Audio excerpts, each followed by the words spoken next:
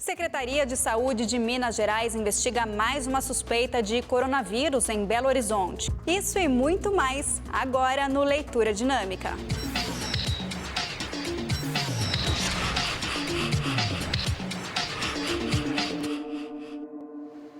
Olá, boa noite. Subiu para 47 o número de mortos por causa da chuva que atinge o estado de Minas Gerais. 4 pessoas estão desaparecidas. Segundo o último boletim da Defesa Civil Estadual, 14.600 pessoas estão desalojadas e quase 3.400 desabrigadas. Essa casa, na cidade de Raul Soares, no interior de Minas, foi levada praticamente inteira pela correnteza. O morador não se feriu. Sabará é uma das cidades mais atingidas. Nessa segunda-feira, a água baixou, um cenário de destruição. Na parte baixa da cidade, colchões, geladeiras, aparelhos de TV e móveis se acumularam nas calçadas. Funcionários públicos trabalham na limpeza. Na casa deste aposentado, a água subiu 2 metros. Aqui era meu quarto, aí caiu a parede e está caindo os telhados. Nós estamos escorando o telhado para não cair. Segundo a Defesa Civil, 101 cidades mineiras decretaram situação de emergência ou calamidade pública. Em meio ao caos, muitos moradores prestam solidariedade. Essa pousada alojou 250 pessoas de regiões afetadas em Belo Horizonte. Uma delas é a Michele, que está grávida de 8 meses. Saí com a roupa do corpo e peguei a pasta do neném, né? A forte chuva que atingiu o bairro Jardim Alvorada no último fim de semana deixou 5 mortos, entre eles mãe e 3 filhos pequenos. Os corpos foram enterrados nesta segunda-feira. A chuva também provoca muitos estragos em outros estados. No Espírito Santo, o governo declarou calamidade pública em mais 2 municípios, Conceição do Castelo e Iuna. Agora são 6 no total. Pelo menos 9 mortes foram confirmadas. 11.000 pessoas deixaram as casas no Espírito Santo. Cachoeira do Itapemirim registrou no fim de semana uma das piores enchentes da história. O rio que corta a cidade subiu 6 metros. A principal ponte do município foi interditada. Um morador flagrou o momento em que uma mulher é arrastada pela correnteza. Ela está desaparecida. Com o comércio fechado, houve tentativa de saques. Mas os assaltantes foram impedidos por homens armados que seriam seguranças particulares.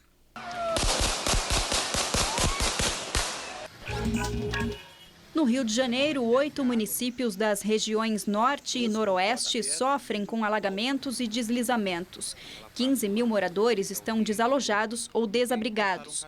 2 pessoas morreram. Em Itaperuna, Tassiano dos Reis Gama, de 19 anos, foi levado pela correnteza do rio durante uma brincadeira. Ele e outros 3 jovens pularam da ponte sobre o Muriaé. O corpo foi encontrado nesta segunda-feira pelos bombeiros.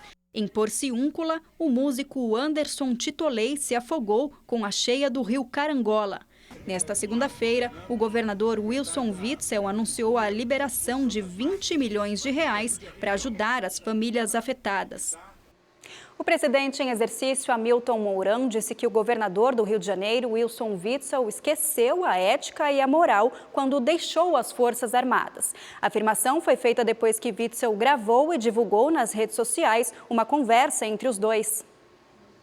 No vídeo, Witzel fala por telefone no Viva Voz com o presidente em exercício, Hamilton Mourão, e pede ajuda do governo federal por causa das fortes chuvas que atingem o Rio de Janeiro. Então, nós já pedimos aí o Ministério da Defesa para fazer o protocolo e aí estou passando para o senhor aí essa nossa necessidade. Eu vou falar com o ministro Fernando aí para para intensificar isso aí. Tá bom. O ministro Canuto está lá em Minas Gerais, aí no Espírito Santo. Sim. Né? Aí qualquer coisa a gente apoia mais alguma coisa aí no Rio de Janeiro. Tá? Fica tranquilo. Ao comentar o caso, Mourão deixou claro o descontentamento com a divulgação do vídeo. Bom, em relação ao governador Wilson Witzel, ele diz que foi fuzileiro naval. Eu acredito que ele esqueceu a ética e a moral que caracterizam as Forças Armadas quando saiu do Corpo de Fuzileiros Navais. Nada mais que eu tenho a dizer a respeito. Em nota, Wilson Witzel informou que a intenção do vídeo era somente tranquilizar os moradores de cidades fortemente atingidas pela chuva e acrescentou que o telefonema caracteriza uma conversa de trabalho buscando uma solução para um problema específico. Witzel ainda divulgou um novo vídeo. Quero dizer que a minha ligação ontem ao vice-presidente foi para demonstrar a união de todos aqueles que estão preocupados com essa tragédia, município, Estado, União, e dar satisfação para os prefeitos, para o povo, e que o governador do Estado está também pedindo esse apoio à União. Antes de deixar a Índia, o presidente Jair Bolsonaro disse que não é usual alguém fazer isso, que não gostaria que fizessem com ele. E completou: o que se trata por telefone tem que ser reservado. E o presidente Jair Bolsonaro já embarcou de volta ao Brasil. A chegada está prevista para essa terça-feira. Durante a viagem foram assinados 15 acordos de cooperação. Funcionários da SEDAI, a Companhia Estadual de Água e Esgoto do Rio de Janeiro, denunciaram más condições de trabalho numa estação de tratamento. Neste vídeo é possível ver um funcionário deitado no chão, aguardando atendimento. Ele teria passado mal durante a aplicação do carvão ativado. Meu irmão também está passando mal ali, ó, todo mundo aqui no mesmo estado. Essa aqui é a roupa que nós estamos, como é que eu tô? Nosso estado aqui, nossa roupa. O carvão ativado começou a ser usado na última quinta-feira para o tratamento de água da estação de Guandu. Segundo a companhia, as partículas vão absorver a geosmina, substância produzida por algas que, desde o início do mês, altera a cor e o sabor da água distribuída na capital e na Baixada Fluminense. O governador do Rio de Janeiro, Wilson Witzel, disse que vai analisar, junto ao Ministério Público, um possível desconto na conta de água da população. Também nesta segunda-feira, a Justiça Federal aceitou uma denúncia do Ministério Público Federal contra a SEDAI e 3 ex-diretores por poluição. A ação não tem relação com a atual crise da água, e sim com o despejo de esgoto sem tratamento adequado na Baía de Guanabara e em rios da capital e região metropolitana entre janeiro de 2015 e abril de 2018. A companhia prometeu prestar todos os esclarecimentos dentro do prazo dado pela Justiça. Em nota, a SEDAI afirmou que os trabalhadores envolvidos na aplicação do carvão ativado estão usando equipamentos de proteção individual. Ainda segundo a companhia, o trabalhador que aparece na imagem já estava se sentindo mal antes do expediente e não relatou o fato. A SEDAI também disse que a partir dessa semana a operação será totalmente automatizada.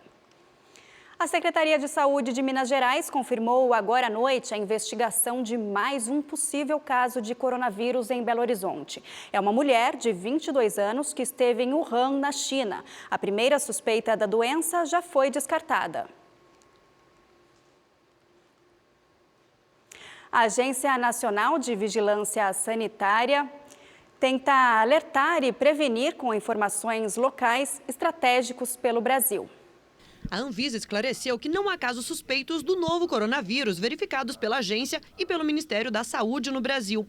O combate ao vírus está sendo feito no momento por meio de alertas em portos, aeroportos e fronteiras. O caso suspeito, que teria sido verificado no Porto de Santos, foi descartado.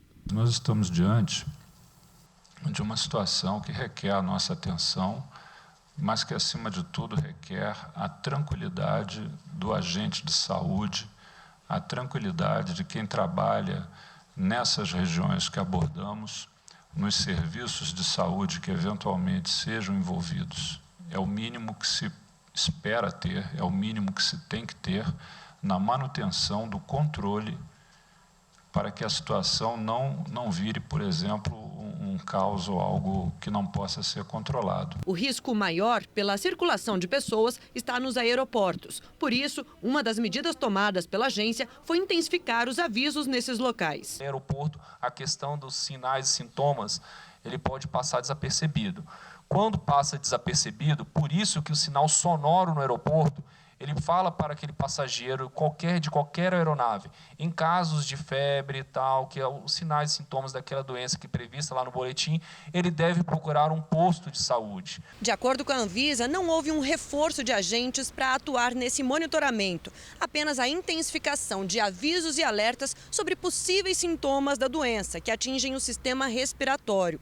Então, caso algum passageiro apresente sinais que se enquadrem ao novo coronavírus, a Anvisa, junto ao Ministério da Saúde, passa a adotar as medidas necessárias para fazer a verificação e até mesmo o isolamento, se necessário. Uma outra grande ação é a própria mobilização dentro dos postos aeroportos, chamando as equipes que fazem a detecção, avaliação e resposta para discutir os casos, discutir as orientações do Ministério da Saúde para dar uma pronta resposta para o país como um todo.